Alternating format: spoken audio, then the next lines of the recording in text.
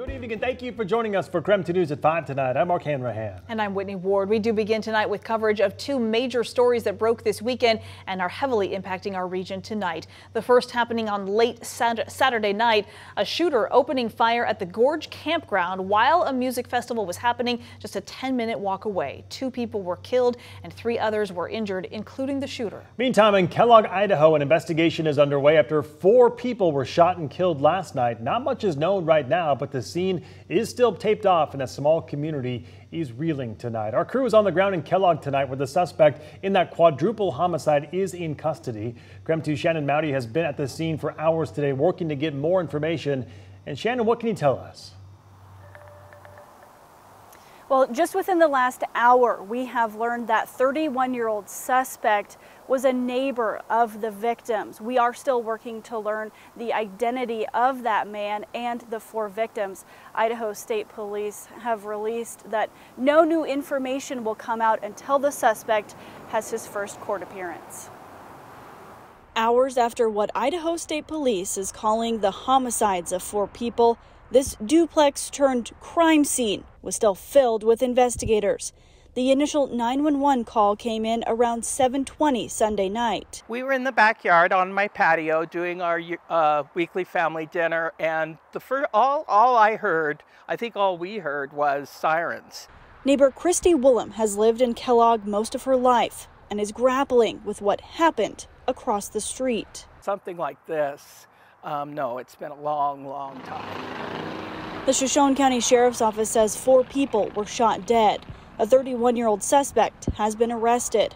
Multiple attempts to get more details from investigators weren't answered Monday. It's heartbreaking. I mean, I was just in shock the whole night. I mean, I just stayed up and I just kept processing it and watching what was going on, you know, seeing all the policemen surrounding the area still, and knowing that my brother-in-law Paul was across the street helping out, providing a place for them at the church. Paul Roberts is the associate pastor of Mountain View Congregational Church. By the time we had taken a look, they had taped off the parking lot at the church. He opened up the building for officers as a base of operations.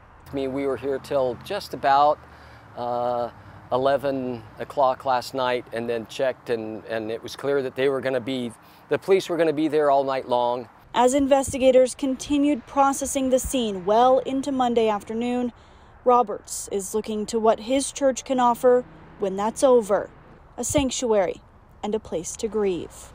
Just come together, like I said, come together as a community and be there for one another. I did also speak with Mountain Valley of Cascadia. That is just steps away, a nursing home where a spokesperson confirms one of the victims was an employee. Mountain Valley put out a statement that reads in part, "We will greatly miss her caring presence in our facility." They thank everyone for the outpouring of concern. In Kellogg, Shannon Mowdy, KREM 2 News. All right, Shannon, thank you very much. And it has now been 2 days since a shooting at the Gorge campground, which is connected to the Gorge amphitheater. 2 people were killed and 3 others were injured. And tonight, we still have questions about what exactly happened Saturday night. KREM 2's Janelle Finch spent the day trying to learn more details about the deadly shooting. She's joining us live in the studio tonight to tell us what she has gathered today. Janelle? I've reached out to the North Central Washington Special Investigations Unit on where the investigation stands, and Live Nation for comment on Saturday night's shooting. At this time, I haven't heard back, but I did speak to a camper who gave me a bigger picture on what he says unfolded right outside his tent. Saturday night, officials told Beyond Wonderland attendees to avoid Campground H. That's where 2 people were shot dead and several others injured. That's also where Garrett and his friends set up their tent at the beginning of the day. Our campsite was like maybe a mile away from the main set, so it was like a 15-minute walk or so. Around 7 p.m., he says he and his friends took a break at the tent between sets. Less than 2 hours later, he says he heard gunfire and an argument between a man and a woman. He came out of his tent to come face to face with the suspect holding a gun. I ran like practically right into the guy. There was this dude holding a pistol. He had like, he was pointing it at me, had the flashlight on. I was like, what the are you doing? Drop your gun. He was pointing it at me, telling me to get away. He says authorities arrived and told him 2 people had been shot earlier. He says he ran to see if he could use his medical background to help the victims. But when he found them, it was already too late. As I was running up to them, it was pretty obvious that they were both dead already, because the one female was already like pretty gray, and like as I was checking on her carotid pulse, which is just up here on her neck, like there was absolutely no pulse. This all happened as the concert, just a 15-minute walk away, continued. It was a really eerie feeling, hearing the sets booming in the distance while all this was happening. Like you could hear people cheering and having just like an awesome weekend. As terrifying as the situation was, Garrett says this won't stop him from living his life or going to festivals. I can see it being a deterrent for some people because it is scary. Being situationally aware is definitely key when you're out with a bunch of strangers, but it personally won't stop me from going. At this time, we still do not have any information from officials on the weapon used or who the deceased victims or suspect are. We do know authorities did shoot the suspect. His condition or her condition is unknown at this time. In the studio, Janelle Finch, KREM 2 News. All right, Janelle, thank you very much. And within the last 2 hours, the Grant County Sheriff's Office released a statement addressing the lack of information there has been released so far. Yeah, they acknowledged how frustrating it has been, but said because it is an officer-involved shooting, they are firewalled. Those are their words. They said they're firewalled from getting any information until the investigation is complete. They also said, quote, "We are also unable to supply any additional information to the public. All of the information will be shared. It'll come from the independent investigation team. GCSO has no control or input on how that is handled. We know there are people who are concerned about friends and loved ones, and we are sorry that we cannot help further," unquote. We also now heard from the production company that's put the Beyond Wonderland Festival on. The CEO of Insomniac addressed questions that people have been asking about why the concerts kept going even after the shooting. And they said, "We made that decision to keep the festival open at the request of law enforcement once it became evident that there was no ongoing threat to the safety of attendees." They said it was also done to ensure that the majority of attendees stayed away from the campground area where that incident took place. That shooting happened here in the standard camping, that's about a 10-minute walk from the concert venue. Event organizers say it was the furthest campground from the amphitheater. Law enforcement said the gunman fired into the crowd at the campground at around 8 o'clock on Saturday night.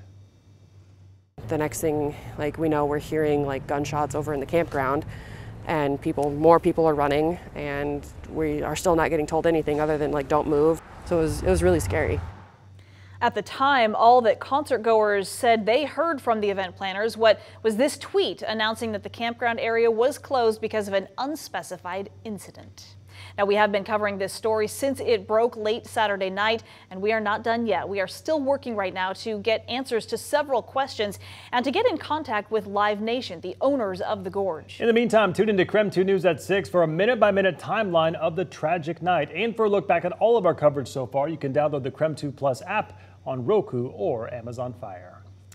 All right, taking a break from the headlines to talk weather. We have seen a major cool down in the past few days, but it doesn't sound like it's going to last for much longer. That's a good thing because summer starts this week. We want to check in with our chief meteorologist, Jeremy Legoo. Hi, Jeremy. Hey, guys. And yes, it does look like we turn around as soon as summer starts. But in the meantime, it's cool temps. We still sit in the low 60s here in town, and it's low 60s with scattered showers all around us. 62 in Coeur d'Alene, 57 in Deer Park, mid 50s down in Pullman and Moscow, and 54 in Sandpoint.